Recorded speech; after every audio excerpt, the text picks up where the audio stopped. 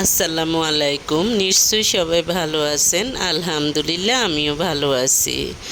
দুধ কিনে আনছি, তারপর দেখলাম যে দুধগুলো ছানা হয়ে গেছে। তারপর কি করব, ছানা দিয়ে মিষ্টি বানিয়ে ফেলছি। এখন মিষ্টি বানাতে বানাতে আপনাদের সাথে একটি গল্প করব। একবার আমাদের বাড়ির পাশে একটা বাড়িতে গেলাম। সে বাড়িতে একটা মেয়ের নতুন বিয়ে হলো। তারপরে ওর মা আমাদের কাছে বলতেছে ওর দাদি শাশুড়ি দুজন এবং নানি শাশুড়ি দুজন। তারপর আমি বললাম কেন?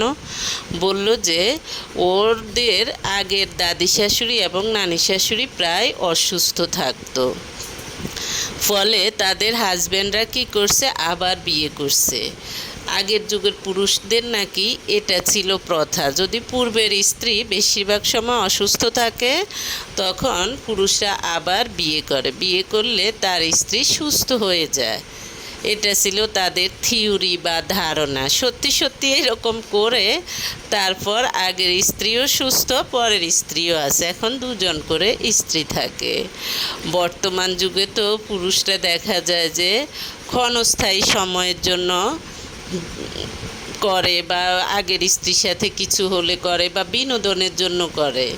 তাই পূর্বের মানুষগুলোর পূর্বের বয়স্ক মানুষদের, অর্থাৎ আগের যুগের মানুষদের ধারণা ছিল এটা, এইভাবে তারা তাদের স্ত্রীদেরকে সুস্থ করে তুলত। দেখা যায় যে তখন এরকম ডাক্তারের কাছে নিয়ে যেত না, বিভিন্ন ফার্মেসি থেকে ওষুধ খেয়ে তারপরে যখন দেখতো যে তারপরও সুস্থ হচ্ছে না, তারপর তাদের মেডিসিন ছিল এইটা। কিন্তু বর্তমান যুগে এই ধারণাটা কিন্তু অনেকের মধ্যে আছে, আবার অনেকের মধ্যে নেই। তবে আমি শুনে খুব হাসলাম এবং খুব মজা পেলাম, কারণ আমার জীবনে প্রথম শোনা কথা, আমি আর শুনি নাই। পরে আরও অনেকেই বলল তাদের মধ্যেও নাকি অনেকেই এই কাজ করছে। আগের স্ত্রী অসুস্থ হলে দেখা যায় যে হাজব্যান্ড কী করে, আরেকটা বিয়ে করে যাতে তার স্ত্রী ভালো হয়ে যায়। এরপর যে বেশিরভাগ ক্ষেত্রে নাকি সুস্থ হয়ে যায়, কিন্তু কম ক্ষেত্রে এই প্রথম স্ত্রী মারা যায়। এগুলো হলো পুরুষদের ধারণা নাকি মুরব্বীদের ধারণা, আমি ঠিক জানি না।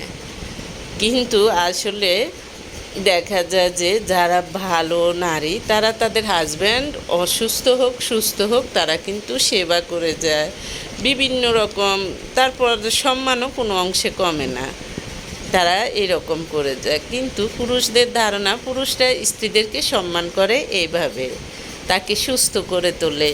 তারপর আগের স্ত্রীগুলা কিন্তু এগুলো নিয়ে তেমন কোনো মাতামাতি করতো না। এখন যেরকম এগুলো নিয়ে দ্বন্দ্ব সৃষ্টি